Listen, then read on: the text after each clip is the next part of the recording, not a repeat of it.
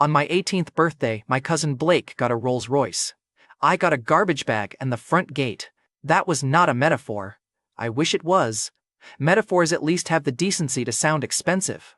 The car sat in the Hawthorne Mansion driveway under the warm gold lights, black paint shining like it had never heard of rain, dust, or consequences. Blake leaned against the hood with one hand in his designer pocket and the other holding his phone, recording my face like my eviction was a birthday vlog. "Smile, Landon," he said. "You're finally leaving the basement. Big day for everyone." Behind him, my Aunt Victoria stood on the front steps in a pearl white coat. Her posture was perfect. Her expression was soft enough for charity photos and cold enough to freeze drinking water. My Uncle Marcus stood beside her, checking his watch like kicking me out was making him late for something more important, maybe polishing the empire he stole from my dead parents. Victoria looked at the black garbage bag in my hand and sighed. "Do not make this dramatic," she said. "You are 18 now. Adults survive on their own." I looked down at the bag. 2 shirts, 1 hoodie, a pair of sneakers with one sole already giving up on life, a toothbrush, a cracked photo frame I had hidden behind a wine rack in the basement. That was my inheritance apparently. Marcus stepped closer and lowered his voice, but not enough. Staff still stood by the door, security still watched from the gate, Blake's phone still pointed at me. "You leeched off this family long enough," Marcus said. "We fed you, we gave you shelter. Do not come back here pretending we owe you more." Shelter. That was what they called the basement wine cellar. A cold room with stone floors, no window, and the constant smell of dust, cork, and rich people pretending fermented grapes were a personality. I had slept there from 14 to 18. 4 years under their house, close enough to hear parties upstairs and far enough that nobody had to pretend I existed. I could have shouted. I could have said my father built Sterling Atlas before Marcus ever learned how to fake a boardroom smile. I could have said my mother's shares were supposed to go to me, not Victoria's handbag collection and Blake's birthday cars. But I had said those things before. At 14, I screamed until my throat hurt. At 15, I begged them to show me the will. At 16, I asked why my parents' lawyers stopped calling. At 17, I learned that people with stolen money do not get scared when a powerless kid tells the truth. They just close the basement door. So, on my 18th birthday, I said nothing. Blake laughed anyway. "Look at him," he said, turning the camera slightly. "Still acting like someone stole his kingdom. Bro, if your parents wanted you rich, maybe they should have driven better." My fingers tightened around the garbage bag handle. For a second, the driveway disappeared. I saw my father's study instead, warm wooden shelves, my mother's hand on my shoulder. I was around 13, maybe a little younger, sitting at a table with a birthday cake in front of me and a toy Rolls Royce in my hands. It was silver, about the size of my palm, and my father made a ridiculous show of handing me the keys. "When you turn 18, he told me, smiling like the world was kind, "we will get you the bigger version." My mother kissed my forehead and said, "Not too big, I still want him humble." My father laughed. I laughed too. Back then, I thought promises made by people who loved you were permanent. Then the memory broke. The driveway came back. Blake's phone, Victoria's cold face, Marcus's watch, the garbage bag twisting in my fist. My mother was dead. My father was dead. Their empire was in the hands of the people who had turned me into a servant, and the only car waiting for my 18th birthday was parked behind the cousin who had been wearing my life like a stolen jacket. Victoria flicked her eyes toward security. "Open the gate," she said. The guard hesitated for half a second. That half second was the closest thing to sympathy I got that night. Marcus noticed and snapped his fingers. "Now!" The iron gate groaned open. I walked through it with the garbage bag over my shoulder. Blake followed just far enough to keep filming. "Happy birthday, basement boy," he called. The gate closed behind me. I stood on the sidewalk and waited for something inside me to break loudly.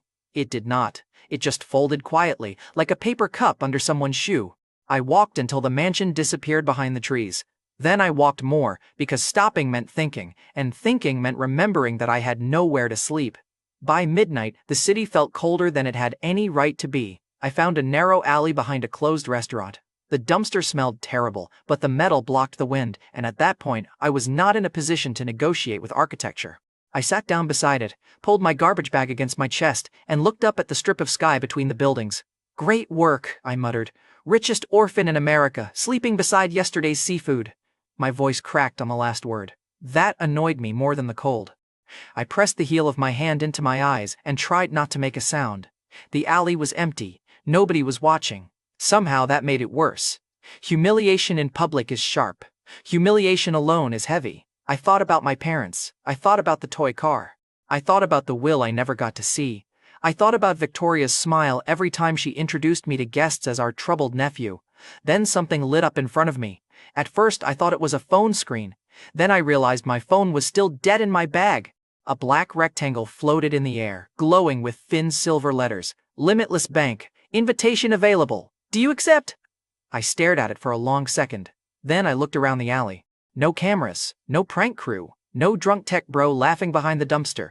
Just me, the cold, and a floating message that should not exist. I swallowed. Either I'm freezing to death, I said, or the universe has a very weird customer service department. The words accept and decline appeared under the message. I lifted one shaking hand.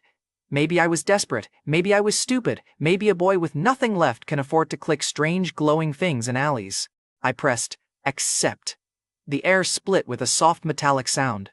A black card dropped into my palm. It was heavier than it looked, smooth, cold, with silver edges and one word printed across the front.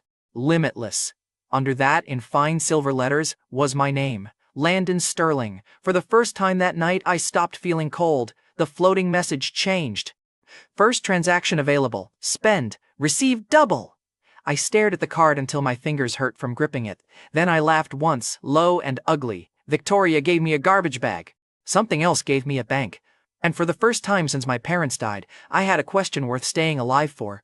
What could a homeless heir buy if every dollar came back with a twin? My first transaction with Limitless Bank was not a supercar, a penthouse, or some dramatic billionaire entrance. It was a gas station sandwich wrapped in plastic and emotional damage.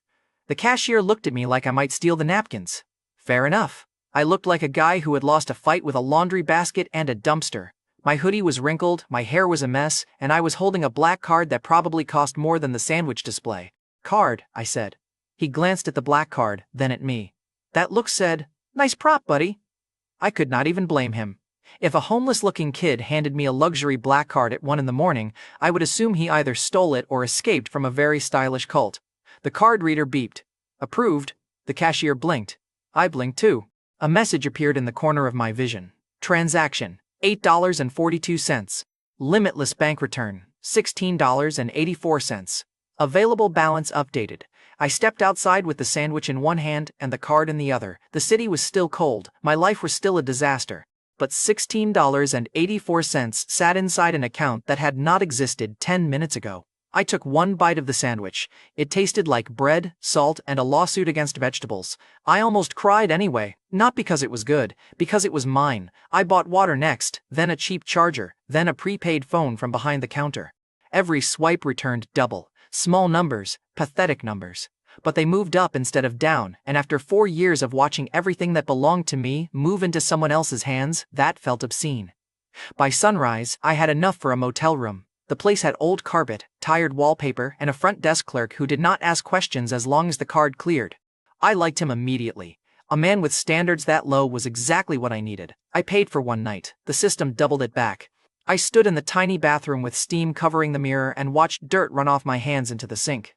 My fingers shook when I unzipped the garbage bag and pulled out the cracked photo frame. My parents smiled behind the glass. My father in a navy suit, my mother in a white dress, and me between them, around 13, holding that toy Rolls-Royce like it was treasure. I put the frame on the counter. Then I noticed the vase on the little shelf near the door. It was cheap. Blue ceramic. Probably worth $20 and one sad compliment. Still, my chest tightened. A vase was how Blake learned he could make my pain funny. I was 14 then, a few months after the accident. The Hawthorns had already moved me into the basement, though they called it temporary. Temporary became 4 years. Rich people love temporary arrangements when someone else suffers through them. That afternoon, Victoria had hosted a lunch for donors. I was in the kitchen washing plates because Marcus said I needed to learn discipline. Blake came in with frosting on his sleeve and boredom on his face. He was 13, soft-cheeked, smug, and already convinced the world existed to carry him from one expensive room to another. "Basement boy," he said, "bring me soda." I did not move fast enough. So he picked up Victoria's imported vase from the hallway table. "Hey," I warned him, "put that down." He smiled. Then he dropped it. The vase shattered across the marble floor. For 1 second, we both looked at the pieces. Then Blake screamed, "Aunt Victoria, Landon broke it." I stared at him. He stared back at me. Then he smiled again, small and private, because he already knew who would be believed. Victoria came rushing in with Marcus behind her. Staff gathered at the kitchen door. Blake pointed at me with fake trembling fingers. "He got mad because I asked for a drink." Blake said. Then he smashed it. That's not true, I said. Victoria slapped me before I finished the sentence. The sound cracked through the hallway. My cheek burned. My eyes watered. Not because it hurt that badly, though it did. Because Blake laughed behind her shoulder, silent and shaking, while everyone else looked away. Victoria grabbed my chin. You are destructive, she whispered. Your parents spoiled you, and now we have to fix the mess they left. Marcus looked at the broken pieces and sighed. Take it out of his allowance, he said. I had no allowance. That was the joke. They made me clean the glass with my bare hands while Blake ate dessert at the dining table. A staff member tried to give me gloves, but Victoria saw and shook her head. He should learn, she said. I learned. I learned that truth without power is just noise. Standing in the motel bathroom 4 years later, I touched my cheek. The skin was fine, the memory was not. The cheap blue vase on the shelf looked harmless. It had nothing to do with Victoria, nothing to do with Blake. I still wanted to smash it. Instead, I sat on the bed, opened the prepaid phone, and checked the limitless bank balance. It was not much. Enough for a few days of food if I was careful. Enough for a second motel night if I timed it right. Enough to feel like the edge of a knife, not the knife itself. I bought clothes at a discount store. Socks, underwear, 2 plain shirts, a jacket that did not smell like basement stone. The card cleared. The money doubled. I bought a small notebook and a pen. The money doubled again. At first, I wrote down every transaction like the system might vanish if I stopped watching. $8 became 16, 40 became 80, 80 became 160. It was not magic fireworks, it was slow, stupid, beautiful math. By the end of the second day, I could afford a week at the motel. By the third, I bought an old laptop from a pawn shop. By the fourth, I paid for public records access. That was when I typed Sterling Atlas Holdings into the search bar. My father's company logo filled the screen. Then, Victoria's name appeared under Executive Chair. Marcus Hawthorne appeared under Chief Executive Officer. Blake was listed on the company charity page, smiling in a black suit with a silver watch on his wrist. There I was, in a motel room with vending machine dinner on the nightstand, looking at the empire my parents built and my aunt stole. My hands went still on the keyboard. For 4 years, the Hawthorns made me feel like a broken plate they were kind enough to keep in the basement. But the system had given me something they never expected, a way to turn every purchase into a step. I opened my notebook again. At the top of the first clean page, I wrote 3 words. Take it back. Then, under that, I wrote the first names on the list. Victoria, Marcus, Blake. The pen left a small tear in the paper. Good. Some things should leave marks. I did not return to the Hawthorne mansion the next morning. That would have been satisfying for about 12 seconds. Then Marcus would have had security toss me back onto the sidewalk. Victoria would have called me unstable, and Blake would have posted a video titled, something stupid like Basement Boy Returns. I had a black card, not a brain injury. So I disappeared. The first month was ugly. Limitless Bank doubled what I spent, but I still had to survive the gap between one transaction and the next. I learned the rhythm quickly. Buy what I needed, wait for the return, spend again. Never flash too much. Never ask questions in places where poor people asking questions made rich people curious. Food became motel nights. Motel nights became a small rented room above a closed bakery. The room smelled like old sugar and wet brick. The heater knocked like it wanted attention. The window looked directly at another brick wall, which was depressing but private. Privacy mattered more than scenery. I bought a second-hand desk. The money doubled. I bought a laptop that did not wheeze when I opened 2 tabs. The money doubled. I bought online courses in finance, corporate law, inheritance law, and accounting. The money doubled. That was when I discovered a cruel truth. Money could double. Time could not. I wanted revenge immediately. I wanted to walk into Sterling Atlas with a stack of papers and make Victoria's perfect smile fall off her face. But every document I found led to another document. Every shell company led to another signature. Every public filing had gaps just large enough for rich thieves to hide in. I was 18, angry, undertrained, and legally inconvenient. If I moved too fast, I would become a headline. Troubled orphan accuses guardians. Bitter nephew attacks family business. Unstable heir manipulated by outsiders. Victoria probably had that statement written already. She loved being prepared for other people's suffering. So, I studied. I spent money because spending money made money. I bought better tools, better access, better data, better advice. I learned enough to know I needed someone smarter than me. That was how I found Naomi Cross. Her office was on the 5th floor of a narrow building between a tax clinic and a divorce attorney. No marble, no receptionist with a headset, just a frosted glass door and a woman in a black blazer who looked like she could smell fraud through concrete. She looked me over once. "You are young," she said. "You are observant," I said. Her mouth twitched. You asked for a forensic review of estate documents tied to Sterling Atlas Holdings. That is not a school project. No. And you can pay? I placed the black card on her desk. She did not touch it. Cards can decline, she said. Mine doesn't like to. That was cocky. I regretted it immediately. But the payment cleared. Her eyebrows rose 1 millimeter, which from Naomi felt like a standing ovation.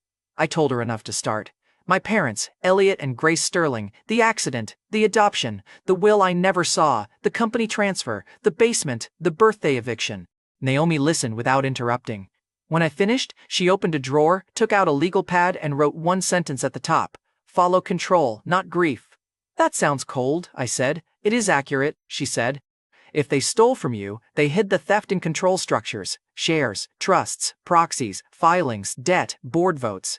Grief is what they used to distract you. I liked her immediately. Not warmly. I was not in a warm chapter of my life. But I liked that she did not pat my hand and call me brave. Brave is what people say when they have no useful tools. Naomi had tools. Over the next 3 years, we built quietly. I moved from the room above the bakery into a small apartment with a lock that worked, then into a better apartment where the neighbors did not yell at pipes, then into a place with enough space for monitors, file boxes, and the old photo frame of my parents. Limitless Bank grew with me. I bought groceries, returned double. Bought a car, returned double. Bought small properties through clean entities, returned double. Bought consulting reports, legal reviews, data access, private investigations, returned double. The system never cheered. It never comforted me. It simply rewarded motion. Every time I spent, the balance climbed. Every time the balance climbed, I thought of Victoria telling me adults survived on their own. Fine, I would survive so well she would choke on it. Naomi traced the old estate documents. Some pages were clean, too clean. She found signatures filed on dates that did not match travel records. She found a trust amendment approved suspiciously close to my parents' accident. She found a shell company that had touched Sterling family assets before Marcus ever officially took control. Nothing was enough to blow the doors open. Everything was enough to keep digging. Meanwhile, the Hawthorns lived loudly. Blake's social media became my least favorite business report. He posted watches, cars, clubs, ski trips, charity galas where he smiled beside Victoria like he personally invented compassion. Every post reminded me that he was spending a life built on my parents' bones. One video showed him taking delivery of a custom Rolls-Royce. I watched it 3 times, not because I enjoyed pain. I was not that dramatic. Because the date mattered.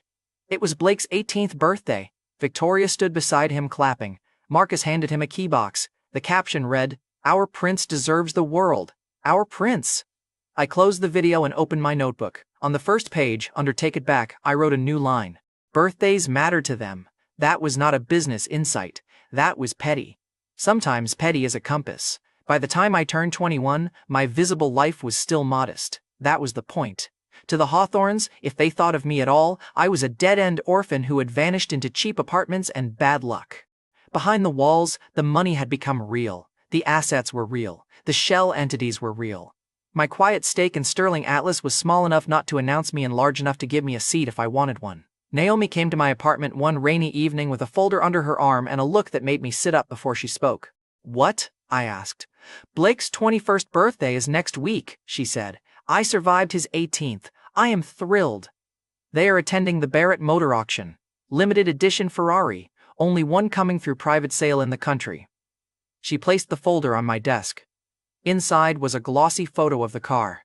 Red, low, obnoxious, exactly Blake's taste. For a moment, I saw the toy Rolls-Royce in my 13-year-old hand. Then I saw Blake leaning against his birthday car while I held a garbage bag. I smiled. Naomi watched me carefully. "Landon!" "What?" That smile usually means I need to ask if we are still doing the smart thing. "We are." "You do not need that Ferrari." "No," I said, "but neither does Blake."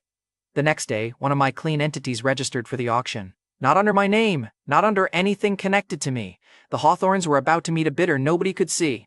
And I was about to buy my first birthday present back. Blake arrived at the Barrett Motor Auction like the Ferrari had already accepted his proposal. He wore a white jacket, no tie, and a watch bright enough to warn aircraft. Victoria walked beside him in pale silk, smiling at guests with that trained softness she used whenever cameras were near. Marcus followed with 2 assistants and the expression of a man who believed prices were suggestions meant for other people. I was not in the room. Not physically, my proxy was. A gray-haired bidding agent named Mr. Alvarez sat near the back with a phone, a paddle, and strict instructions. He had no idea why I wanted that car. He did not need to. Professional silence was part of his fee, and I paid well.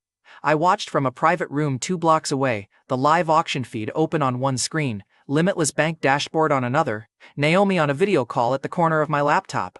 She looked tired.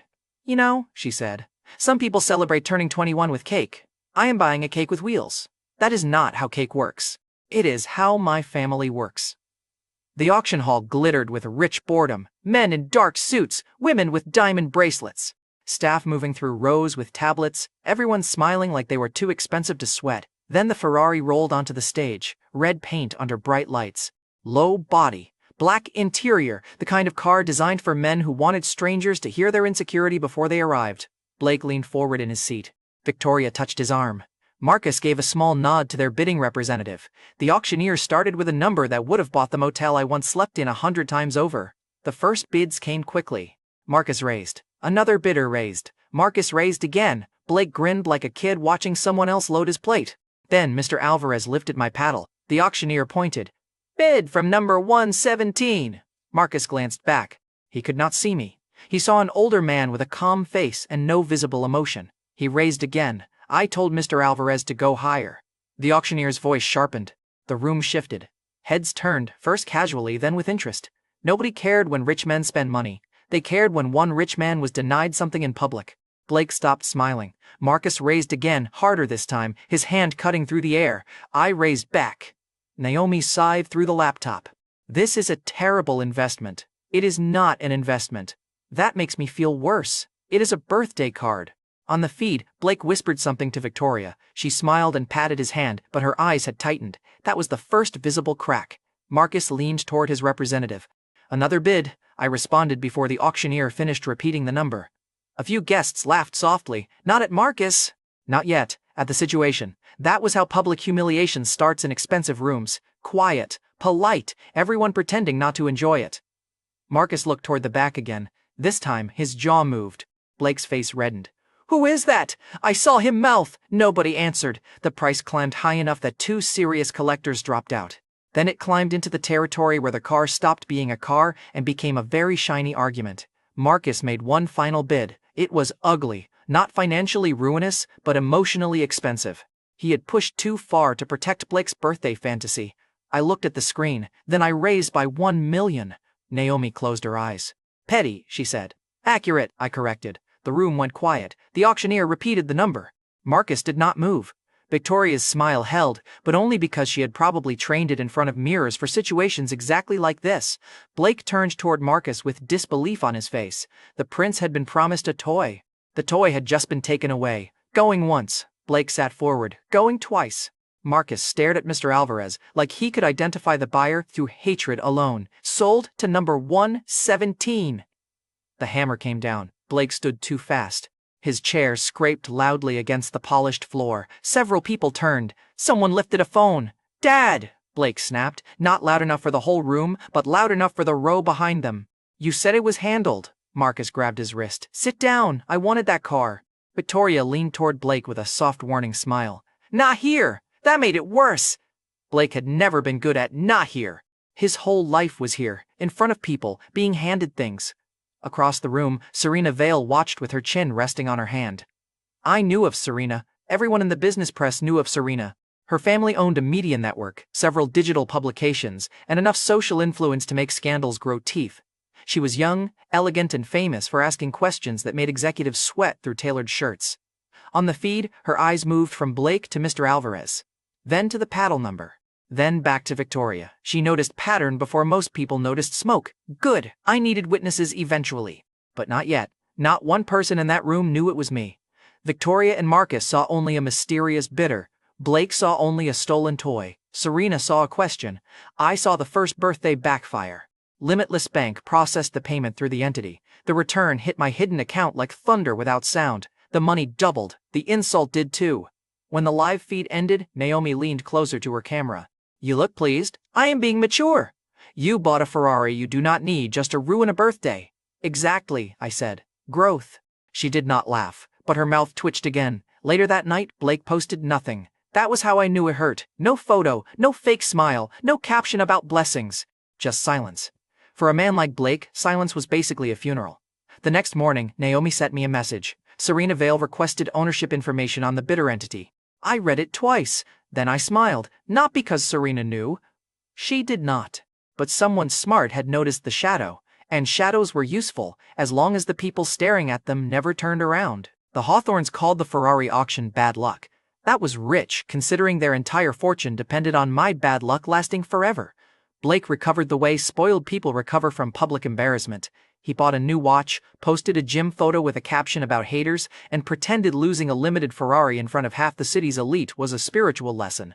Marcus recovered by getting angry at staff. Victoria recovered by smiling harder. Then came the waterfront development. Sterling Atlas announced the project with glossy renderings, polished speeches, and Victoria standing in front of a model that looked like a rich person's dream of nature after all the actual nature had been removed. A resort, private villas, luxury retail, a marina, wellness spa, quiet walking paths for people who wanted to feel humble between champagne deliveries. The problem was the land. A small parcel sat inside the planned development zone. Not huge, not flashy, but necessary. Without it, the whole model looked like someone had taken a bite out of the center. Naomi found it first. "Your aunt has been boasting before the purchase closed," she said during our morning call. "Bold, careless, my favorite kind of bold."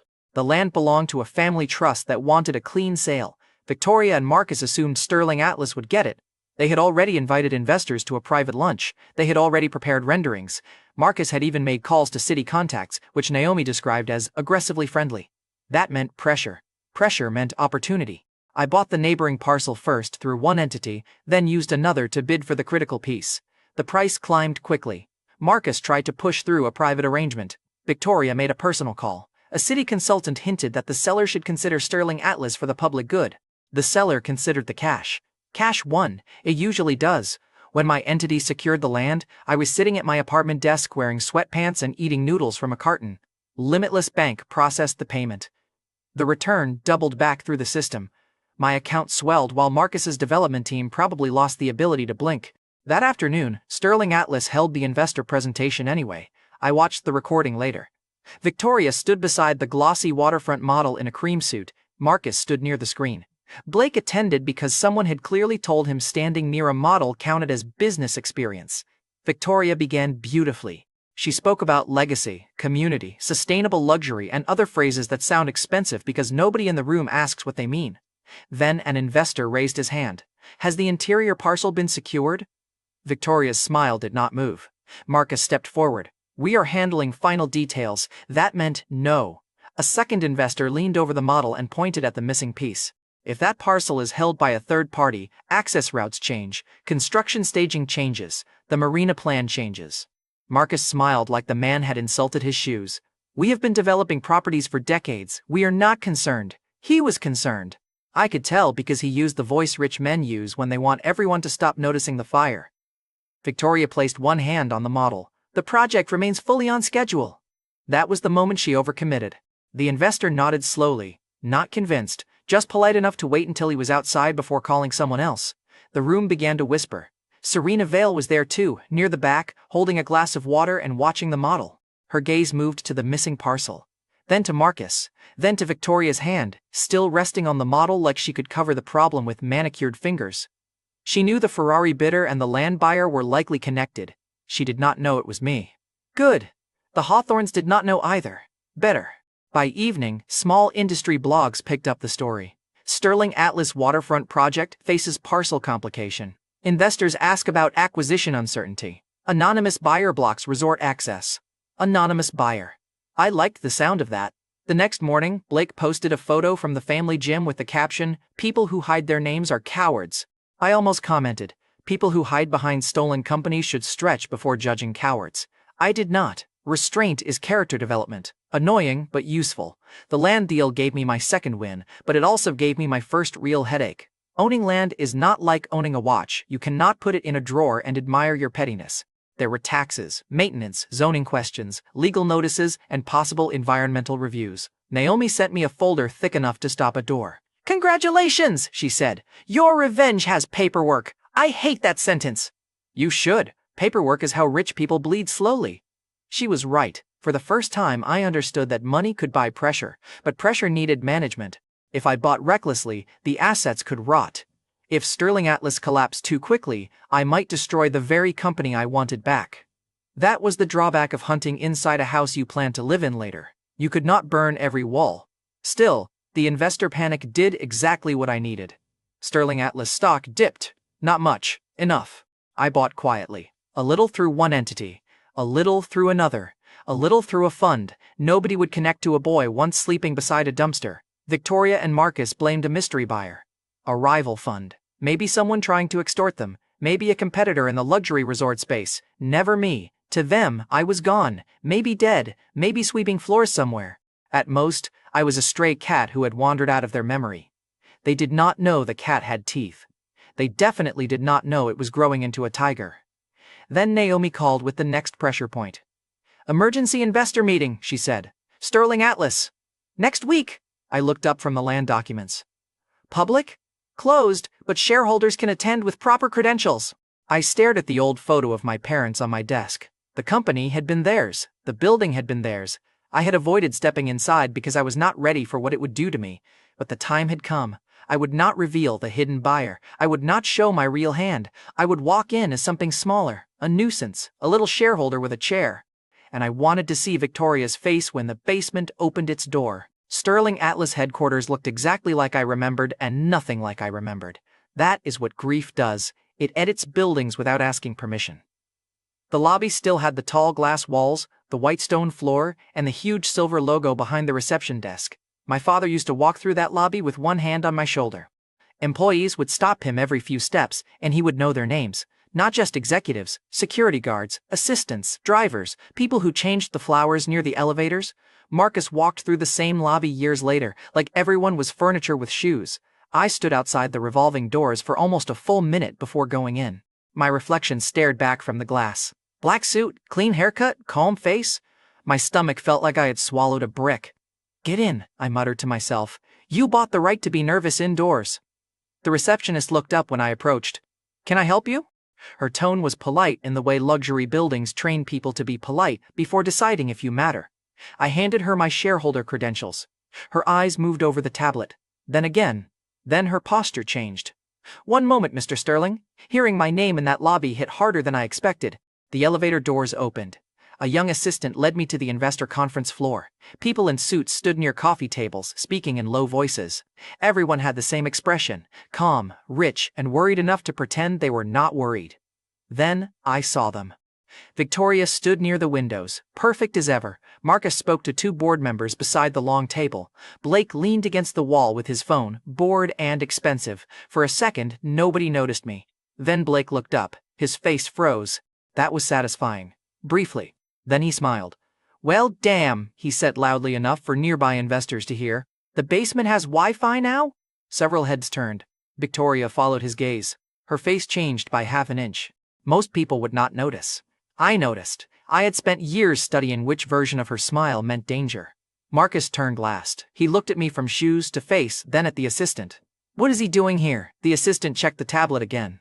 "Mr. Sterling is registered as a shareholder."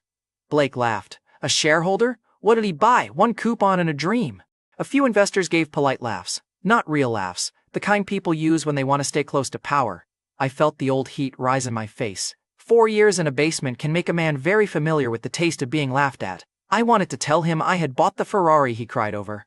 I wanted to tell Victoria the land she needed was sitting under my control. I wanted to tell Marcus that the mysterious bidder he had been cursing in private reports was standing 3 tables away. I did none of that. A tiger that roars too early becomes a rug. I smiled instead. "Good to see you two, Blake. Still confusing volume with importance?" The polite laughter changed direction. "Not much. Enough." Blake's smile tightened. Marcus stepped forward. "This meeting is for serious investors. I placed my credential card on the check-in table, then I should sit down before someone mistakes the room for serious." An older investor coughed into his hand. The assistant looked at her tablet very hard. Victoria walked toward me. "Landon," she said softly, "this is unexpected." Soft voice, public place, witnesses nearby. That was the version of Victoria who wanted to look generous while sharpening a knife under the table. "I thought you would be happy," I said. "You always told people you raised me like family." Her eyes flickered. Marcus's jaw moved. Blake snorted. "Family," he said. "You slept in the wine cellar because you scared the staff. That was a mistake." The nearest investor turned his head. Victoria's hand tightened around her folder. I looked at Blake and let silence sit there for 1 second too long. Interesting version, I said. I remember the basement having a lock. The room did not gasp. Real rooms rarely do that outside cheap dramas. But several conversations stopped. A board member near the coffee table lowered his cup. Marcus cut in. We are not discussing family history. No, I said. We are discussing company history. I took a seat near the end of the table. Blake stared like I had sat on his birthday cake. Marcus looked toward security, then remembered the credential card on the table and stopped himself. That small hesitation was beautiful, not loud, not dramatic. Just a man realizing the rules he used to throw me out did not work inside this room. The meeting began. Marcus spoke about market rumors, land delays, speculative interference, and hostile pressure from unknown parties. Unknown parties. That was me, wearing a dozen clean masks and one very calm expression. Victoria spoke next. She praised the company's stability. She spoke about legacy and responsibility. Every time she said legacy, I thought of my father's signature under hers on stolen documents. When questions opened, I raised my hand. Marcus ignored me. The older investor beside me looked over. The young shareholder has a question, he said. Marcus had to look at me then. I kept my voice calm. Can management clarify why certain inheritance-linked asset transfers from the Sterling Family Trust were consolidated under Hawthorne-controlled entities after my parents' death? The room went still. Not because everyone understood the mechanics. They did not need to. They heard inheritance. They heard Sterling. They saw Victoria's smile freeze. Marcus answered too quickly. This is not relevant to the current agenda. I nodded. Of course, stolen history usually hates agendas. Blake pushed off the wall. You little... Victoria touched his arm before he finished. Blake, she said, sweet and sharp. He stopped. Good boy. Sit. Stay. Inherit stolen things. I did not say that out loud. Growth again. The meeting moved on, but the room had changed. Investors watched Marcus more closely. Employees outside the glass glanced in. Victoria kept her chin high, but her fingers tapped once against her folder. They still did not suspect me as the mystery bidder. They still thought I was a small problem, a bitter orphan with a few shares and a mouth. A cat with nails. Perfect. Because cats can scratch. Tigers wait. After the meeting, Blake brushed past me near the elevator. Enjoy your little chair, he muttered. It is the only thing in this building you will ever own. I watched him walk away. Then my phone buzzed. Naomi had sent a link. Blake was posting again. A short video from a private jet. A glass in his hand. A flight attendant standing beside him, face stiff. The caption read, "Some people are born to serve." I looked at it for a long moment. Then I smiled without humor. Blake had just handed me the next knife. Blake loved cameras until cameras loved him back for the wrong reason. The private jet video started as a flex. Of course it did. Blake could not take a breath near leather seats without making sure people knew the leather was imported. He sat in a cream-colored seat, sunglasses pushed into his hair, one hand around a glass, the other pointing lazily at a flight attendant who stood in the aisle. Smile, he told her. You are on my story. She did not smile. Blake laughed. Come on, do not be shy. People like you should be grateful when people like me make you visible. I watched the clip twice, not because I enjoyed it, because the angle mattered. A second phone had recorded from behind the cabin partition. Better audio. Clearer face, no filters, no rich boy glow. Just Blake, raw and ugly, talking down to a woman who is doing her job. Naomi sent the file with one message. He does half the work himself. I replied. That is his only talent. The flight attendant had not gone public. She was scared. I understood that. People like Blake build fear into service jobs, smile or lose shifts, stay quiet or lose references, pretend the insult was a joke or get labeled difficult. So, we did it cleanly. Naomi contacted her through a labor attorney. I funded the attorney through a route that did not point back to me. The flight attendant agreed to release the footage anonymously at first, with protection lined up if the Hawthorns tried to crush her. The clip hit independent accounts before breakfast. By lunch, it had spread everywhere. Blake Hawthorne insults flight attendant. Sterling Atlas Air says, service workers should be grateful. Luxury brat meltdown on private jet. That last headline was not mine. I respected it anyway. Blake tried to respond within 2 hours. That was his second mistake. The first was having a personality. His apology video showed him in a dark sweater, sitting in front of a bookshelf I knew he had never opened. I am sorry if my words were misunderstood, he said. If. Misunderstood. Two of the laziest little cowards in the English language. The comments noticed. So did investors. Sterling Atlas had been selling an image of responsible luxury, community, family values, and leadership. Blake had just put his shoe through the painting. Sponsors connected to the Hawthorne Charity Gala quietly removed his name from upcoming pages. Two brand partners paused social campaigns. A business outlet asked whether Sterling Atlas had a culture problem. The stock dipped, not enough to kill anything, enough for me. I bought through two quiet entities while Blake's apology got roasted alive online. Limitless Bank rewarded the spending on related services, acquisition costs, and consulting payments. The system did not care whether my money went to food, lawyers, shares, or revenge logistics. It only cared that I spent. Spend. Return double. Move again. The simplicity was almost rude. At the Sterling Atlas PR room, according to a contact Serena later fed us, Victoria stood in front of a screen replaying Blake's apology. Her face stayed calm. Her hand did not. She clicked the remote too hard and restarted the video 3 times. Again, she said. The PR director shifted in his chair. Mrs. Hawthorne, the problem is not the edit. The problem is the wording. My son was tired, he said. People like her should be grateful. Victoria's smile sharpened. Then make people understand he did not mean it that way.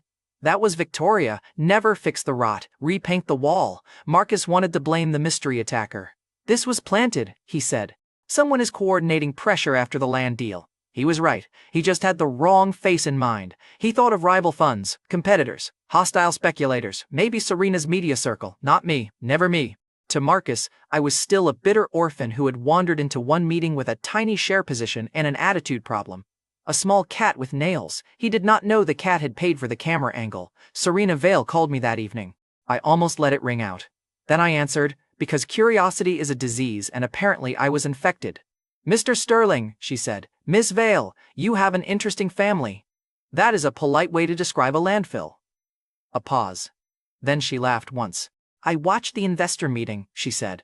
You asked a question that made Marcus Hawthorne forget how breathing works. He recovered. Shame. And now Blake's private jet scandal appears right after. Rich people behaving badly is not rare. No, she said, but timing is. I looked at the monitors in front of me. One showed stock movement, another showed articles, another showed a quiet buy order completing through an entity with a name that sounded like a boring insurance fund. Are you accusing me of something? I asked. I am deciding whether you are more interesting than you look. Low bar. I have a face designed for security clearance photos. That time her laugh was warmer. Careful, Mr. Sterling. If you keep making dry jokes while the Hawthorns bleed reputation, someone might start thinking you know where the knife is. My hand stopped over the keyboard. Serena was not accusing me directly, not yet, but she saw lines other people missed. Useful, dangerous. Both things usually came in the same packaging. I am just a small shareholder, I said. Of course, she replied, and I'm just a journalist's daughter who likes patterns. The call ended. I sat back and stared at the phone. Naomi messaged a moment later. Serena is circling. I typed back. Let her circle, just do not let her land. For the first time since the revenge began, I felt the edge of exposure press against my ribs. Blake's scandal had worked. The stock dip helped. The public image cracked. But the more pressure I created, the more eyes turned toward the shadow. Marcus was about to stop swatting at headlines and start hunting the hand behind them. And when men like Marcus could not find the hand, they usually broke fingers nearby. Marcus Hawthorne did not know I was the mystery attacker. That made him more dangerous, not less. A man who knows where to swing might miss. A man who does not know starts hitting the walls, the furniture, the witnesses, the doors, and anyone unlucky enough to stand near the noise. Marcus started with the media. By morning, 3 business sites ran almost identical pieces, blaming hostile speculators for manipulating Sterling Atlas stock after the land complications and Blake scandal. The wording was too clean, too matched, too Marcus. One article called me, a troubled young relative recently resurfacing around shareholder activity. That was clever. It did not say I was behind anything, it just placed my name near instability and let readers do the dirty work. Troubled. Recently resurfacing. Rich people love phrases that make abuse sound like weather.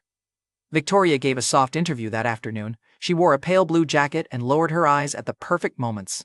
Landon has been through so much, she said. We have always wanted healing for him. It breaks my heart to see his pain dragged back into public while outside forces attack this company. Outside forces! That was their story now. The company was under attack by hostile speculators, and poor little Landon, the unstable orphan, was useful background noise. They still did not suspect me. They pitied me in public and insulted me in private. That was almost impressive. Imagine being hunted by a tiger and stopping to kick at a house cat because it annoyed your shoes. I wanted to answer. I wanted to release one clean statement that showed exactly who raised whom, who slept where, and whose signatures sat on forged documents. Naomi stopped me. Not yet, she said. Her voice came through the encrypted call, tight and clipped. Marcus is fishing. If you defend too precisely, he learns where the real pressure connects. So I just let Victoria play tragic aunt? For now. I hate for now. I know. That is why I am saying it slowly. She was right. I hated that too. Then Marcus escalated. A legal challenge hit one of the proxy routes connected to a shell entity I had used for early share accumulation. Not my deepest layer, but not disposable either. He challenged filings, demanded disclosures, and pushed for a freeze on pending transfers. At the same time, a witness Naomi had been trying to contact stopped answering. The witness was an old estate clerk from the year my parents died. He had seen enough to be afraid and not enough to feel safe. Naomi had almost convinced him to meet. Then silence. No calls, no replies. Apartment empty when our investigator drove by. My hands went cold when Naomi told me. Is he dead? I asked. No evidence of that, she said. But he is gone. That did not make me feel better.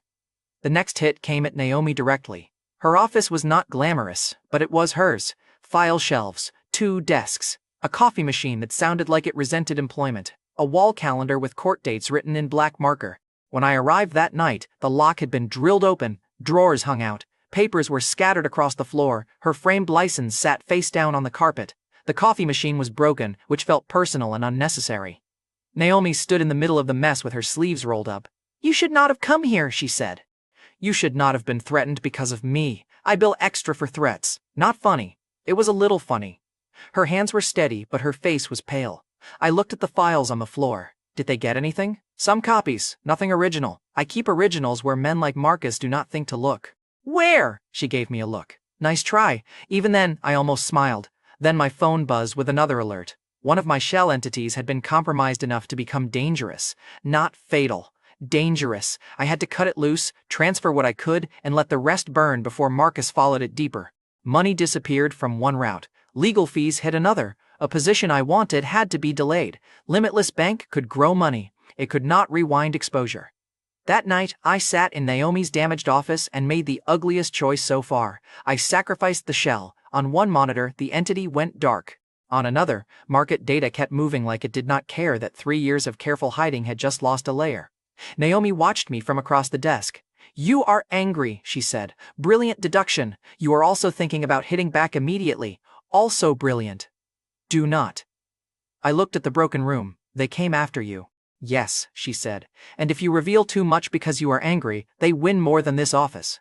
That was the problem with revenge. People sell it as fire. Most days, it is accounting with a knife under the table. I paid for emergency security for Naomi. The system returned double on the expenses because apparently even trauma had a rewards program now. I paid for backup counsel, storage, relocation for one vulnerable contact, and digital cleanup. Each purchase made me stronger. Each purchase reminded me someone could still bleed before the final strike. The next morning, Marcus appeared on a business broadcast. He sat in a navy suit, calm and grave. Sterling Atlas is being targeted by anonymous financial actors, he said. We will protect our shareholders from manipulation. Then the host asked about me. Marcus smiled faintly. Landon is a young man with a painful history. I hope he finds peace before others use that pain for their own agenda. I paused the video. There it was again. The pat on the head. The little cat speech. Poor Landon. Bitter Landon. Useful Landon. Small Landon. Not dangerous. Never dangerous. I stared at Marcus's frozen smile on the screen. Keep thinking that, I said. Naomi called 2 hours later. Her voice had changed. What did you find? I asked. When they tossed my office, they missed something from the development files. Victoria's team had internal audio from a farmer settlement meeting. I think they saved it by accident in a shared archive. Useful? Ugly. I leaned back. Ugly was useful, Naomi continued. And Landon? Yeah? There is a reference in the same archive to an old sealed accident review, your parents' crash. The room went quiet. Not outside, inside me. Marcus had hit the walls looking for a shadow. He had cracked one open. And behind it, something old was waiting. Victoria Hawthorne built her public image on charity luncheons, soft interviews, and that polished smile rich people use when they want poor people to feel grateful for crumbs. One recording almost ruined all of it. Almost. The audio came from a private development meeting for the waterfront project. A group of displaced farmers had refused the first settlement offer. Their land sat near the infrastructure route Sterling Atlas wanted. They were not famous, not glamorous, not the kind of people Victoria invited to gala tables unless cameras were hungry. In the recording, a project manager warned her that the farmers were angry. Victoria's voice came through clean. I do not care if they are angry. Give them some change, smile for the local paper, and make them move. If we delay this project for every farmer with a sad story, we may as well hand the company to beggars. I listened once. Then again. Naomi watched me from across my apartment desk. Her office was still being repaired, so my place had become command center, legal bunker, and emotional disaster zone. She sounds exactly like she did when she slapped me, I said. Naomi did not ask about the slap. She already knew. Do you want to release it? I stared at the audio file. The smart answer was yes. The strategic answer was yes. The angry answer had already started uploading it in my head. Then I thought about the workers. If Sterling Atlas stock dropped too fast, employees who had nothing to do with Victoria could suffer. Projects could freeze. People could lose jobs. The farmers might become headlines for a week and still get crushed by the end. Revenge had looked cleaner when I was sleeping beside a dumpster. From the ground, every tower looks like it deserves to fall. When you get close enough to see people inside, falling becomes complicated. We release it, I said, but not alone. Legal support first, farmer group first, independent outlets, not just scandal accounts. I want pressure that helps them, not just pressure that makes Victoria sweat. Naomi nodded once. That is more expensive. Good. Limitless Bank liked expensive. We funded counsel for the farmer group through another clean path, paid for documentation, paid for independent review, paid for a local organizer's security. After Naomi warned me Marcus would not limit himself to angry emails, the spending returned double. The guilt did not. The audio dropped on a Thursday morning. By noon, it was everywhere. Victoria Hawthorne calls farmers beggars. Sterling Atlas settlement scandal grows. Luxury resort faces protest over land pressure. Outside Sterling Atlas headquarters, people gathered with signs. Farmers in work jackets stood beside city activists, employees on lunch break, and reporters who smelled blood under perfume. One sign said, "Sad stories built your resort." Another said, "We are not beggars." That one stayed with me. On the building's outer screen, Sterling Atlas had scheduled a loop of Victoria shaking hands at charity events. The protest formed under her smiling face. You could not buy that kind of symbolism. Well, technically I had funded parts of it, but still. Victoria responded within hours. She stood at a podium inside the Sterling Atlas lobby, reporters in front of her, Marcus at her side, Blake thankfully nowhere near a microphone. Her eyes looked wet. Professional wet. I am devastated that my words were taken out of context, she said. There it was, out of context, the cousin of misunderstood. She continued, my life's work has always been service. Unfortunately, anonymous attackers are trying to damage this company and the communities we support. Anonymous attackers. She still did not look toward me. I stood near the back of the lobby, visible enough to be dismissed, not important enough to be feared. A small shareholder, a bitter orphan, a cat with nails. Victoria's eyes passed over me once, no recognition, not of the real kind, only annoyance. Marcus saw me too. His mouth tightened. He walked toward me after the press questions ended. You enjoy this? He asked under his breath. Enjoy what? Watching decent people get smeared. I looked past him at the farmers outside. Decent people are outside holding signs. His smile vanished. You are a child playing at morality, and you are an adult losing arguments to audio files. His eyes sharpened. For half a second, I thought he might grab my collar. Then a reporter turned a camera slightly, and Marcus remembered he was supposed to be civilized. He leaned closer. You should be careful, Landon. Whoever is using you will throw you away when you stop being useful. There it was again. Using me. He still thought I was attached to the shadow, not casting it. Good advice, I said. I learned from family. Marcus walked away first. Small win. The stock fell again by closing. I bought more through the remaining safe routes. Not too much, not enough to show a straight line. Just steady pressure. Accumulation disguised as opportunity. Serena's coverage shifted that night. She did not accuse Sterling Atlas directly. She did something worse. She asked questions calmly. Who approved the settlement strategy? Why did Sterling Atlas pressure small landowners before securing all parcels? Why did the company keep blaming anonymous attackers instead of answering the recording? Questions are knives when the answer is ugly. Victoria's charity partners began pausing appearances. 2 board members requested a private review. Employees started whispering in hallways. For the first time, the Hawthorne mask did not just crack. People noticed the crack. That should have felt perfect. It did not. Late that night, I watched footage of the farmers outside the building. One older man spoke into a reporter's microphone, his hat twisted between both hands. We just want them to stop treating us like we are already gone, he said. I paused the video. I knew that feeling too well. Naomi called. Marcus is moving, she said. How? He is setting bait, a distressed share block. Looks like panic selling from a partner entity, but the legal attachments are ugly. If the mystery buyer touches it directly, he may expose a route. I stared at the dark screen. Marcus was not laughing anymore. Good, but he was thinking. Less good. He still does not know it is me, I said. No, Naomi replied, but he knows something is hunting him. I looked at the black card on my desk. The silver letters caught the light. Then we make sure he keeps looking in the wrong direction. Marcus's trap was ugly because it was almost smart. That annoyed me more than it should have. The bait looked like a distressed share block tied to a partner entity that wanted out after the farmer scandal. To any hungry buyer, it looked like a chance to grab influence while Sterling Atlas was bruised. To me, it looked like a stake placed under a falling piano. Naomi broke it down in plain English because she knew I hated legal fog. If the mystery buyer grabs it through the wrong route, Marcus can demand disclosure and freeze related transfers. Not forever, long enough to hurt. How badly? Badly enough that we lose timing. Timing was everything. Too early, and I exposed myself before I had enough leverage. Too late, and Marcus could bury evidence, move assets, or scare witnesses into silence. Meanwhile, Victoria went on camera again. This time, she sat in a soft chair with warm lighting and a family photo behind her. Not my family photo, of course. The Hawthorne version. Marcus, Victoria, Blake. No basement, no garbage bag, no dead parents. Very clean, very fake. She folded her hands in her lap. We have made mistakes, she said, voice trembling in the right places. But Sterling Atlas is being attacked by hostile financial actors who do not care about our employees, our communities, or our family. Then the host asked about me. Victoria's face softened. Landon is hurting, we understand that. Pain can make young people reckless. I pray he stops letting old resentment distract him from the people truly attacking this company. I paused the video and stared at her face. She was not accusing me of being the attacker. That would require believing I had claws bigger than a kitten's. She was making me small in public. Poor Landon. Bitter Landon. Useful little prop for hostile outsiders. The woman had thrown me out with a garbage bag and still found a way to make herself sound like the victim. That deserved applause from hell. Blake added his own apology video for the private jet scandal. He wore a plain shirt and looked like someone had removed all his accessories to make him seem human. I respect everyone who works hard, he said, eyes reading from a point slightly above the camera. My words did not reflect my heart. His heart probably looked worse. The comments did not forgive him. Employees did not forgive him. Service workers definitely did not forgive him.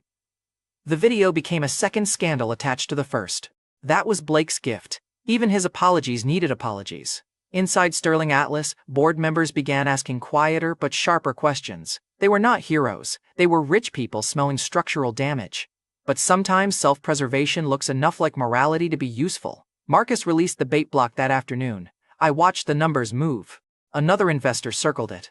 A real rival this time, not connected to me. If I let them take it, they could complicate the takeover path. If I took it too directly, Marcus would learn too much. Naomi and I argued for 20 minutes. She said, wait. I said the block mattered. She said there would be other routes. I said Marcus had built this trap because he was getting closer to the real ones. She finally leaned back and said, you are not thinking like a strategist right now. You are thinking like the boy outside the gate. That shut me up, not because she was wrong, because she was exactly right. My hand hovered over the keyboard. I saw Blake's Rolls Royce, Victoria's slap, Marcus's watch ticking while he kicked me out, the cold alley, the toy car in my 13-year-old hand. Revenge turns memory into fuel. Fuel still burns things if you spill it. I took the bait partially, not enough to expose the core, enough to stop the rival from grabbing control, enough to keep the path alive. It cost me another shell. The protective layer burned within hours. Legal notices hit. Marcus's team celebrated in private channels because they thought they had made the mystery buyer flinch. They had. That was the part that tasted bad. On the news, analysts said the anonymous attacker had deeper pockets than expected. Marcus said Sterling Atlas would identify all hostile actors. Victoria said the company welcomed transparency. I almost laughed at that one. Transparency from Victoria was like dieting at a dessert buffet. Technically possible, historically unlikely. Still, the damage was real. A few investors hesitated. A board member who had been leaning toward our side went quiet. Serena's latest segment asked whether Sterling Atlas was collapsing under external pressure or internal rot, and nobody liked either answer. Landon Sterling, meanwhile, became a convenient side character in their public story. A bitter orphan, a pawn, A sad young man resurfacing at a difficult time. Marcus still did not suspect I was the mystery buyer. He thought he had two problems, a hidden financial attacker and me, the annoying little shareholder with family baggage. He did not know he was looking at one problem from two sides. That night, I went back to the public investor forum where employee chatter had been leaking anonymously. I did not post, I only read. One comment stayed with me. I worked here when Elliot Sterling was alive. His kid was quiet. After the crash, we never saw him. People asked. HR told us not to. Another reply followed. Basement rumors were real? Then another. My aunt worked in the house. She said the boy cooked for them. The fake family rescue story was starting to rot from inside. Victoria had tried to make me small. Instead, people started wondering why I had been small in the first place. Naomi called close to midnight. We have enough proxy commitments nearly lined up, she said. Not clean control yet, but enough to force the board into a position Marcus cannot bully through quietly. Nearly? Nearly. I hated nearly almost as much as for now. Then she added, Marcus called an emergency board meeting. When? Tomorrow. Of course, a trap behind a trap. Marcus wanted to cut off the mystery buyer before the proxies hardened. He still thought the enemy was faceless. He still thought I was a noisy stray cat wandering too close to a boardroom. I looked at the black card on my desk, then at the old photo of my parents. My father had once told me that powerful men made mistakes when they believed everyone else was smaller than them. Marcus had spent years seeing me as small. Tomorrow, I would let him keep that comfort for just a little longer. Then I would take his chair apart while he sat in it. Marcus walked into the emergency board meeting like he had already won. That was the thing about men like him. They confused volume with control. If they spoke first, louder, and in a better suit, they thought the room belonged to them. The Sterling Atlas boardroom sat on the 43rd floor. Long black table, glass walls, city view. My father's company logo carved into the far wall in brushed steel. I entered last on purpose. Visible, small, annoying, exactly what they expected. Victoria noticed me first. She gave me a soft smile that made the back of my neck remember the basement. Landon, she said, this is not a place for personal grudges. There it was again.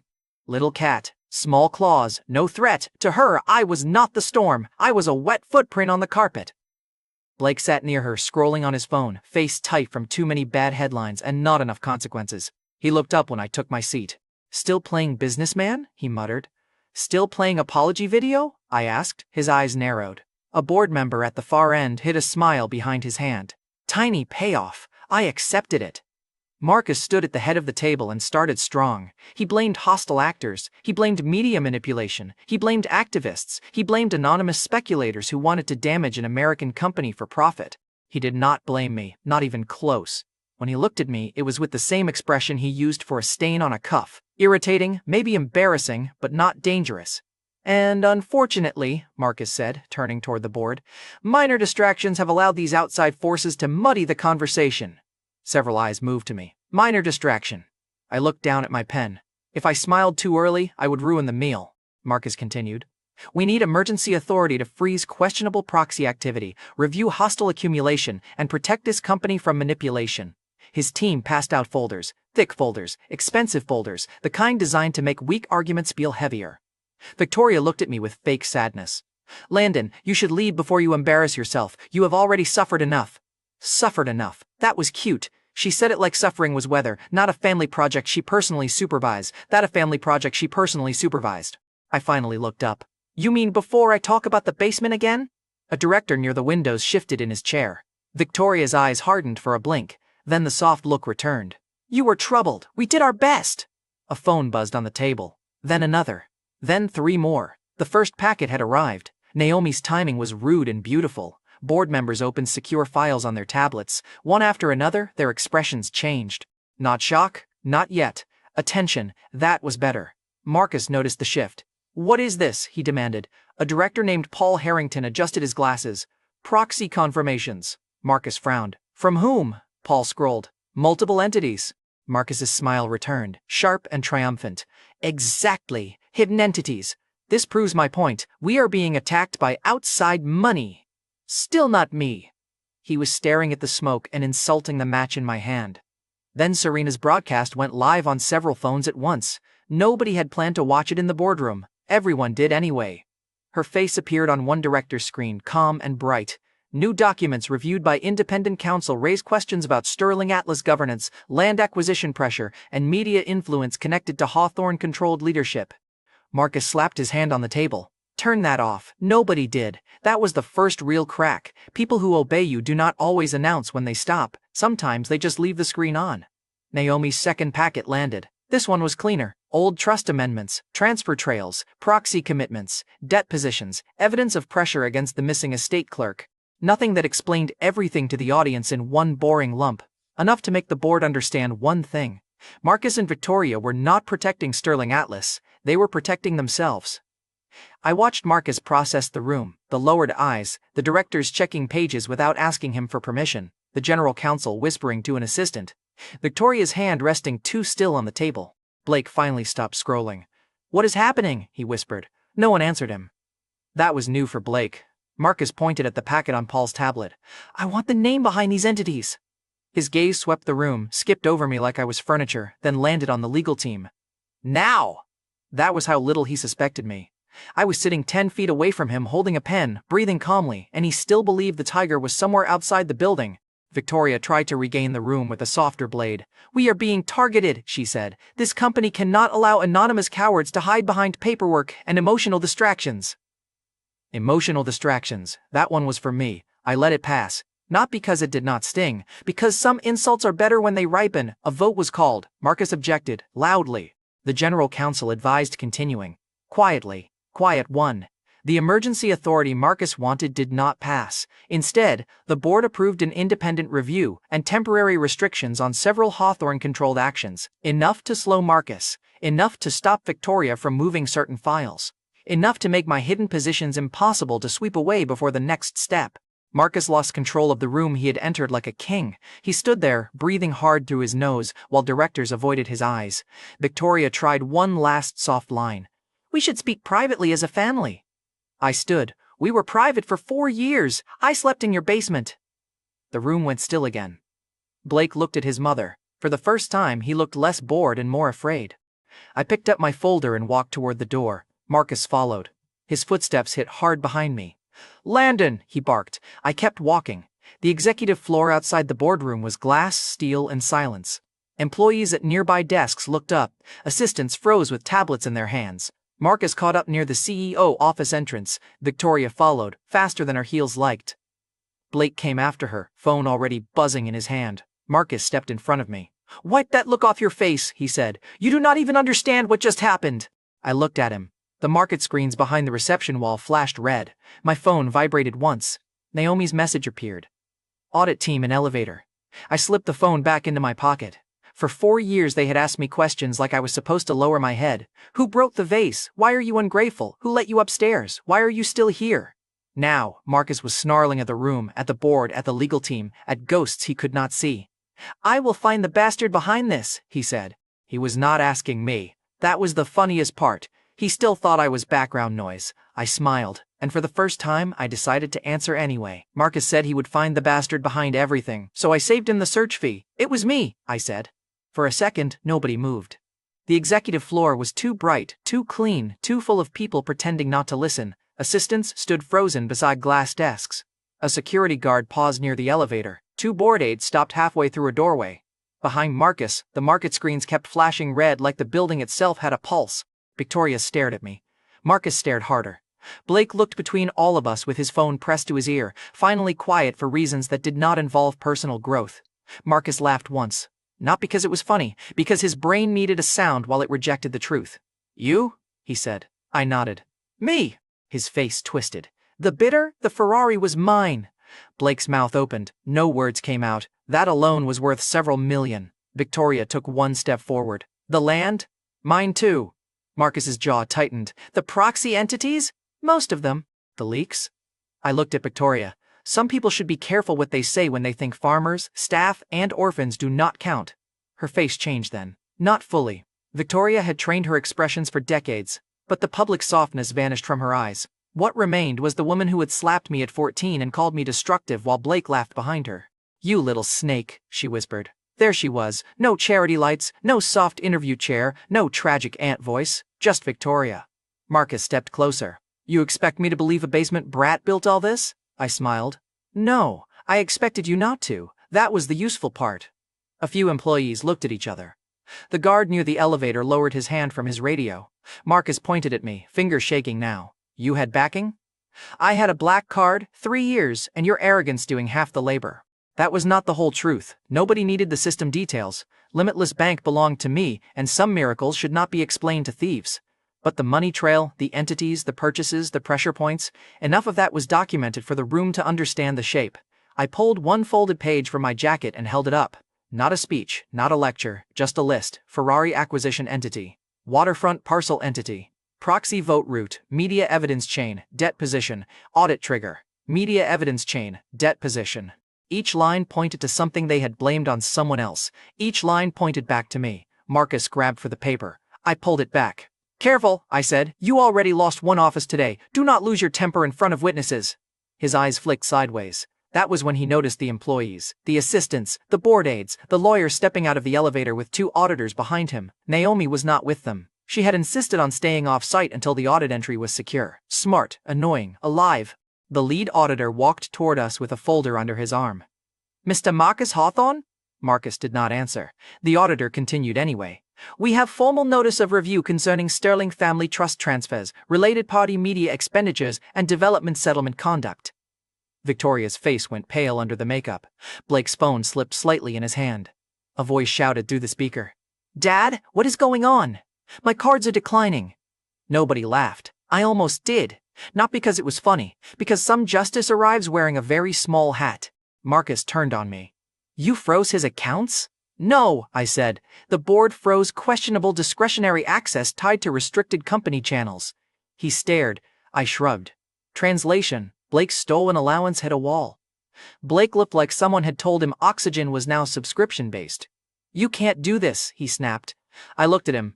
For a second, I saw him at 14, laughing behind Victoria after the vase shattered. I saw him at 18, leaning against the Rolls-Royce while I held a garbage bag. I saw him on the private jet, telling a flight attendant to be grateful for visibility. I did not do it, I said. You did. I just stopped paying for the curtain. Victoria's voice sharpened. You ungrateful boy. That word again. Ungrateful. It followed me from the basement to the boardroom like a bad smell. For what? I asked. The basement? The slap? The garbage bag? The years you spent wearing my parents' company like a stolen coat? Her hand lifted slightly. Not much. Enough that Marcus noticed. Enough that I noticed. Enough that the employees noticed. The last time Victoria's hand rose like that, I was 14 and there was broken glass on the floor. This time, I did not move back. Try it, I said quietly. The floor went silent. Victoria's hand lowered. That was another small victory. Some victories look like applause. Some look like a person finally realizing they cannot hit you anymore. Marcus took a breath through his teeth. You think this makes you powerful? No, I said. You made me powerless. I had to learn the difference. The auditors moved past us toward the CEO office. One of Marcus's assistants stepped aside without being told. Marcus saw it. His face darkened. There it was. Loss of obedience. Not dramatic, not loud, devastating. Victoria tried to recover with the family voice. Landon, listen to me. Whatever anger you have, we can settle this privately. You are still family. I looked at her pearl earrings, her perfect hair, her trembling smile. For years, family had meant orders through a basement door. Now, family meant damage control. No, I said. I was family when you had power over me. Now I am a shareholder, a creditor, and the son of the people you robbed. Her eyes flashed. You have no idea what your parents left behind. That sentence was different. Not a denial, a slip. Marcus turned toward her. Victoria, too late. I heard it. The auditor heard it. One board aide definitely heard it because his head lifted fast enough to hurt. Naomi's sealed accident file thread pressed into my mind like a finger on a bruise. What did they leave behind? I asked. Victoria's mouth closed. Marcus stepped in. This conversation is over. No, I said. This part is over. I looked toward the elevator. The audit team had entered the CEO office. Employees were still watching. Phones were not lifted openly, but several were angled just enough. Good. Let them witness the mask on the floor. I turned back to Marcus. For 3 years you chased a mystery bidder, a hostile fund, a media enemy, a speculator. You blamed everyone except the kid you threw away. Marcus's hands curled at his sides. Victoria looked like she wanted the floor to open. Blake whispered into his phone, I'll call you back, then ended the call without waiting. I stepped closer, just enough that Marcus had to look slightly down at me and still could not make me feel small. The Ferrari was for my birthday, I said. The land was for the basement. The farmer tape was for every person you thought would shut up because you paid them less than respect. The shares were for my father. The proxies were for my mother. And this? I looked around the executive floor. The red screens, the frozen employees, the auditors inside the office, the thieves finally cornered in the company they stole. This is for the garbage bag. No one spoke. For once, not even Blake. Marcus's face turned red. You will regret humiliating us. I smiled. That was the ending they deserved. Not peace, not forgiveness, not a soft family hug in a room full of lawyers. Just Marcus furious, Victoria exposed, Blake panicking, and me standing where my father should have stood, no longer outside the gate. Happy birthday to me, I said. The elevator doors opened again behind us. Another legal team stepped out with sealed folders. On the top folder, I saw the label Naomi had warned me about. Sterling Accident Review. Victoria saw it too. Her face changed in a way I had never seen before. Fear. Real fear. Not of losing a deal, not of losing a headline, of the past opening its mouth. I kept my smile. The company floor reveal had landed, but the war for Sterling Atlas was not over. The forged will, the bribed media network, the dirty development scheme, and my parents' sealed accident file were all waiting behind the next door. Victoria and Marcus stood in front of me, furious and trapped. I stood in front of them, smirking. And that was where I let the silence cut.